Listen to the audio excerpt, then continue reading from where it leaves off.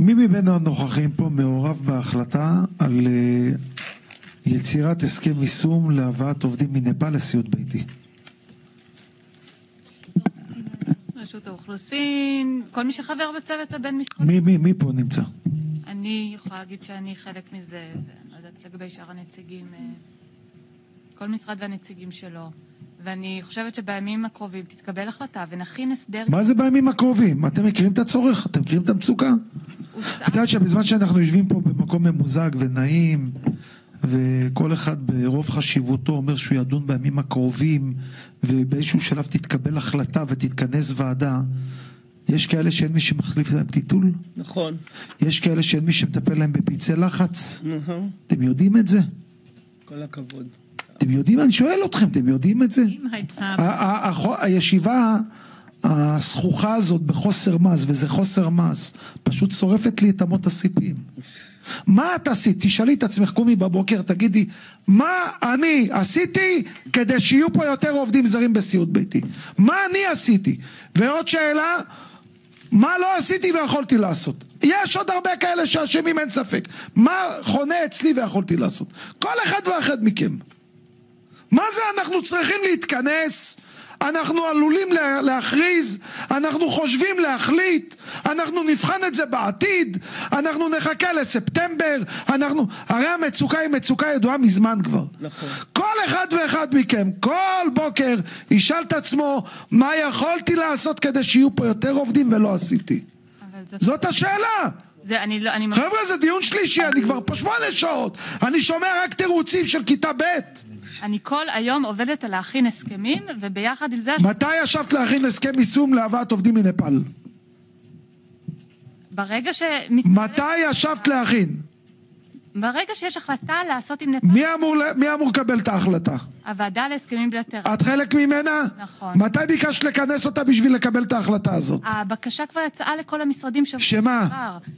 אם אפשר יהיה בעצם לקדם הסכם לענף הסיעוד הביתי עם נפאל. שבוע שעבר? שבוע שעבר, וברגע שהוועדה מחליטה, אנחנו נכין... חבר'ה, מתי מתכנסת הוועדה הזאת?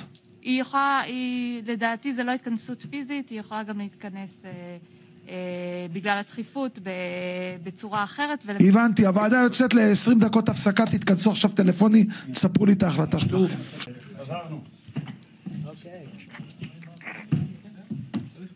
טוב, אז כשיצאנו להפסקה, התקנתי את הלשכה שיש לנו לו"ז יש לנו פשוט פגישה ב7 בערב. אז התקנתי את הלשכה שהתמלא לנו הלו"ז עד 7 בערב. ומסתבר שהייתה סייעתא דשמיא, ואנחנו לא צריכים להישאר פה עד 7 בערב. ומכאן אני מבקש לשלוח את תודתי והערכתי לכל בדיקה, 1, 2, בדיקה. 3, 4. מכאן אני מבקש לשלוח את תודתי והערכתי לכל הגורמים המעורבים במהלך היעיל שהתקבל. נתנו 20 דקות, לא היה צריך אפילו 20 דקות. לפיכך אני מבקש להעביר את הערכתי ותודתי לידידי מר אייל סיסו, יושב ראש רשות האוכלוסין, על החלטה מנהיגותית, ניהולית, מהירה, יעילה. תוך כדי ההפסקה התקיימו שיחות, התייעצויות, קבלת אישורים, אין התנגדות לאף משרד. אני מבשר כאן שבחסדי השם יתברך יש החלטה לכתיבת הסכם יישום להבאת עובדים זרים מנפאל לסיעוד ביתי. עורכת הדין אוברמן התחייבה לפנות את הלו"ז שלה בימים הקרובים משאר העיסוקים כדי לכתוב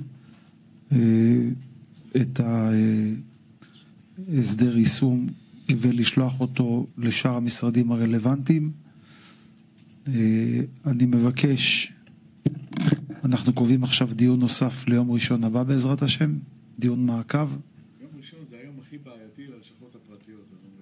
אל תבואו, נספר לכם מה עשינו. יום ראשון הבא בעזרת השם, אני רוצה לקבל אינדיקציה. א', מה נכתב בהסכם היישום, ב' מי הם המשרדים המעורבים ומה הייתה תגובתם, ג' לדעת מתי העדכונים הנדרשים ככל ויהיו יבוצעו, יוטמעו ויבואו הלאה למדינה המדוברת כדי שההסכם יישום ייכנס לתוקף. ואני מעריך את זה מאוד מאוד, ואני מצפה שכך יהיה, ואני מצפה שלאבא לא נידרש לבצע כאלה מהלכים חדים ולהתערב עד כדי כך כדי שפעולות נדרשות יבוצעו. אני מבקש להביא לכאן עוד נושא.